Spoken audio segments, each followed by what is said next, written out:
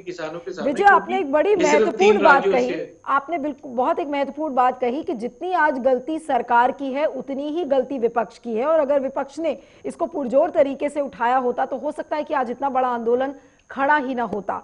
लेकिन मेरा सवाल संदीप द्विवेदी अब आपसे है कि जो आज राहुल गांधी ने ये बात कही कि प्रधानमंत्री नरेंद्र मोदी या बीजेपी सरकार के खिलाफ जो भी आवाज उठाता है उसे आतंकी करार दिया जाता है, और आज उन्होंने एक बात और भी कही कि अगर मोहन भागवत भी इस सरकार के खिलाफ बोलेंगे तो उन्हें भी आतंकवादी घोषित कर दिया जाएगा। तो ये कहाँ का लोकतंत्र है, मुझे ये बताइए। लोकतंत्र की दुहाई दिया जाता है, सरकार लोकतंत्र के वायदे करती है कि देखिए कितना बड़ा लोकतंत्र है, लेकिन ये कैसा लोकतंत्र है कि आपके सरकार के खिलाफ जो भी आवाज उठाता है वो खालिस्तानी, पाकिस्तानी, आतंकवादी, उसको तमाम तरीके के नाम दिए जाते हैं। ऐसा क्यों है? सरकार का कोई स्टेटमेंट है जिसमें सरकार ने कहा हो कि इसमें खालिस्तानी और पाकिस्तानी है? नहीं, सरकार का स्टेटमेंट, आपने जो खालिस्तानी, मैं वही चीज मैं कहलवाना चाह रहा था। आपने बिल्कुल सही पॉइंट पकड़ी कि यहाँ सरकार ने किसी को खालिस्तानी पाकिस्तानी नहीं कहा है, बल्कि उनके बीच में जो पत्रकार बंधु गए हैं वही वो नारे निकाल के लाए हैं कि शर्जील इमाम को रिहा करना पड़ेगा, आपको इनको रिहा करना पड़ेगा, आपको उनको रिहा करना पड़ेगा। नहीं, लेकिन राहुल गांधी, लेकिन मैं आपको बता दूं, आपके कैबिनेट मंत्री पीयूष गोयल, निर्मला सीतारमण जैसे बड़े आला कैबिनेट मंत्रियों ने कहा कि ये जो पूरा आंदोलन है इसे लेफ्टिस्ट और माओइस्ट फोर्सेस ने हाईजैक कर लिया है। इसका क्या तथ्य है? देखिए ऑब्वियसली कहीं ना कहीं कहना जायज है। जिस तरीके से कनाडा के पीएम का बयान आया, जिस तरीके से मीडिया में रिपोर्ट्स निकल के आई, मीडिया में तो कई रिपोर्ट्स आई, सरकार ने फिर भी उनको कहीं ना कहीं सामने नहीं रखा। दूसरी चीज, राहुल गांधी के बयान को लेकर मैं बता दूं, ये वही राहुल गांधी हैं जो कहते थे poverty is the state of mind. आज कहां गई poverty is state of mind? Basically Rahul Gandhi को बेसिकली इस देश की जनता, जहां जहां राहुल गांधी जाते हैं वहां से इस देश की जनता को विश्वास हो जाता है कि हमारा सर्वनाश होने वाला है। और राहुल गांधी सिर्फ और सिर्फ, राहुल गांधी को पता है कि हमारी एक रैली आज 10 करोड़ से ज्यादा की पड़ती है, तो उनके लिए एक अच्छा बहाना है। कभी दलित आंदोलन में कूद जाओ, कभी किसान आंदोलन में कूद जाओ, कभी जाट आंदोलन में कूद जाओ, कभी गुर्जर आंदोलन में कूद जाओ। अभी हमारे पत्रकार मित्र कह रहे थे कि कभी आप रात को 2 बजे किसानों के साथ धरने पे बैठ के देखिए।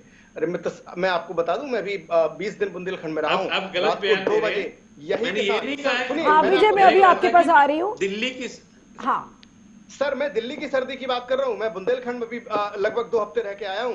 रात को 2 बजे क्या, सुबह 4 बजे जब सबसे ज्यादा सर्दी होती है, यही किसान नहर के पानी में, ठंडे पानी में रह के पूरे खेत में पानी लगाता है। और आप जिन किसानों की बात कर रहे हो वो तो हीटर लगाए हैं, एसी लगाए हैं, कंबल लिए बैठे हैं, ड्राई फ्रूट्स लिए बैठे हैं। नहीं, लेकिन इस तरीके से डिस्क्रेडिट करना तो बड़ी बेकार की बातें हैं संदीप। इस तरीके से डिस्क्रेडिट ना किया जाए किसानों को कि वो हीटर लगा के बैठे हैं और वो पिज्जा खा रहे हैं।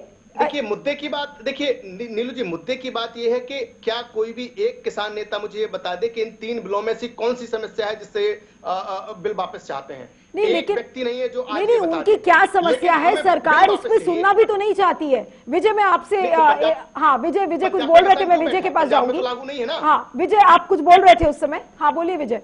हाँ, पहली बात तो संदीप को मैं कहना चाहूंगा कि मैं ये नहीं कह रहा था कि किसानों के समर्थन में जाके बैठे, बाहर ठंड का अनुभव कर ले 2 घंटे तो शायद तो पता लगेगा कि कितनी तकलीफ उन किसानों को हो रही है। और दूसरी बात जो मैं ये कहना चाहूंगा कि ये एक बार फिर, ये राहुल गांधी का मुद्दा नहीं है। बीजेपी क्यों बार बार राहुल गांधी को इसमें खींचना चाह रही है? ये किसानों का मुद्दा है। किसानों के मुद्दे में अगर बात करें सरकार, आप क्यों, वो तो कहीं ना कहीं पब्लिक के सामने है। राहुल गांधी को अब दिखने लगा है कि ये मुद्दा खत्म हो रहा है, जितना बेनिफिट मिल सकता है मिलो, इसके बाद अरुण, अगर आप लाइन पर हैं, अरुण आप इसका जवाब दीजिए कि राहुल गांधी ऐसा क्यों होता है कि जब मुद्दे सब खत्म होने लगते हैं तो एंड मौके पर कूदकर और वो किसी न किसी तरीके से ये साबित करना चाहते हैं कि देखिए उन्होंने किसानों की आवाज उठाई। फिर हाथरस केस में भी ऐसे ही हुआ। तो जितने तमाम ऐसी जो इश्यूज हैं जहां पर विपक्ष को पहले से थोड़ा सा प्रोएक्टिव होना चाहिए, वो लास्ट मोमेंट पे जाते हैं और अपनी प्रोएक्टिविटी दिखाते हैं। तो ये क्या शोभा देता है इस तरीके की राजनीति करना विपक्ष को?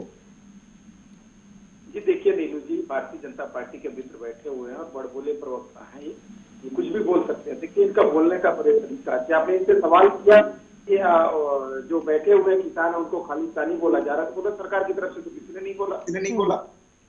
ये तो मीडिया का देन है, पत्रकार बोल रहे हैं।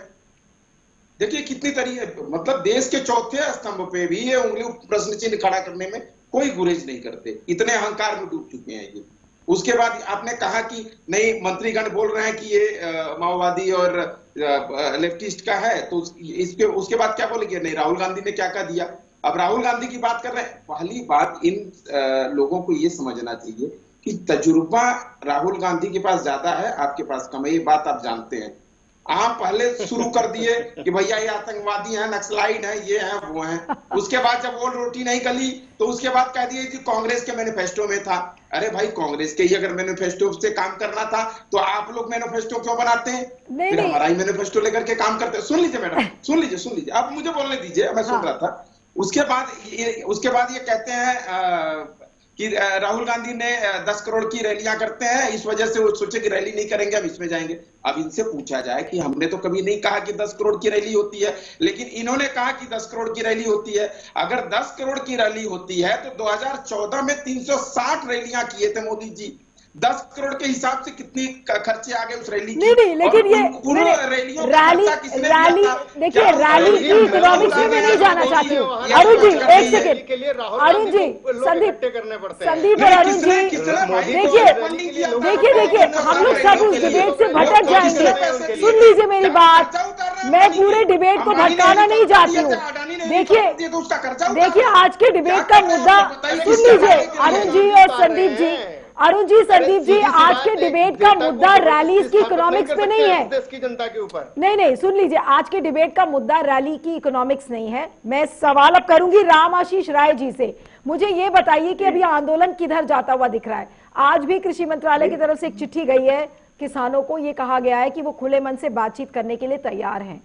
अब क्या आप बातचीत करने के लिए तैयार हैं या आप एक ये लंबे आंदोलन की तैयारी कर चुके हैं? आज इस चीज को साफ साफ बताइए। देखिए, किसान आज भी सरकार से पॉजिटिव जवाब चाहते हैं। वो चाहते हैं कि हमारी समस्या का समाधान हो। वो कोई आंदोलन एक सेकंड संदीप, एक सेकंड, आप, मैं अभी आती हूँ आपके पास। हाँ बोलिए। हाँ रामाशीष, समस्या का समाधान करने के लिए बैठे हुए हैं और उसमें किसी भी राजनीतिक दल का कोई हाथ है और न कोई उसके पीछे उनकी शक्ति काम कर रही है।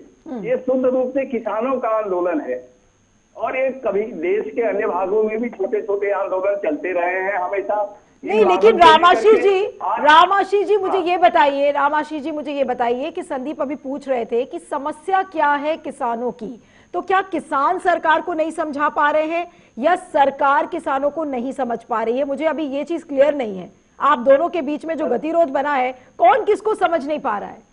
सरकार नहीं समझ रही है, किसान नहीं समझ रहा है? देखिए, सरकार समझते हुए भी नासमझ बनी हुई है। ओके। ये पूरे शांता कुमार की कमेटी जो गठित हुई थी उसने बताई थी कि देश में एमएसपी में केवल 6% लोगों की खरीद होती है।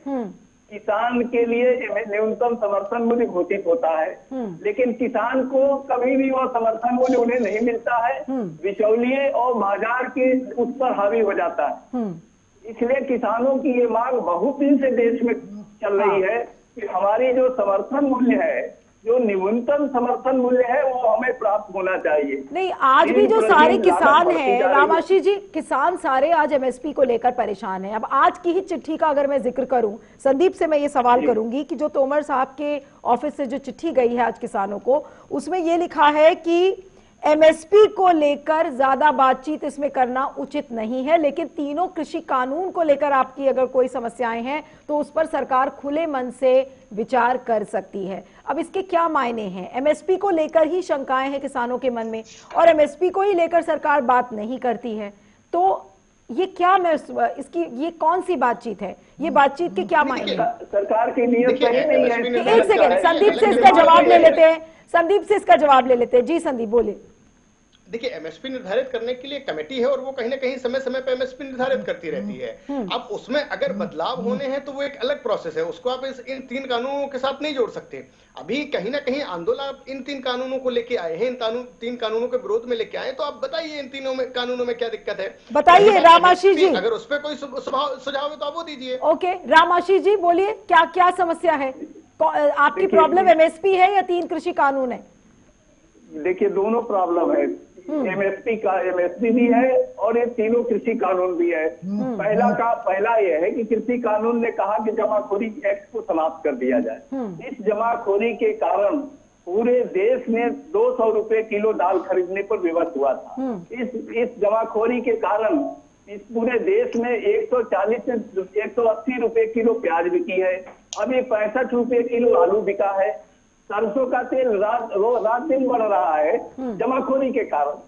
1955 में जो जमाखोरी एक्ट लागू हुआ था, स्वर्गीय लाल बहादुर शास्त्री हमारे देश के कृषि किसानों के हितैषी प्रधानमंत्री थे। उन्होंने किसानों के साथ जो अन्याय हो रहा था उसको उन्होंने रोकने के लिए, उपभोक्ता के साथ जो अन्याय हो रहा था उसे रोकने के लिए जमाखोरी एक्ट बनाया गया था।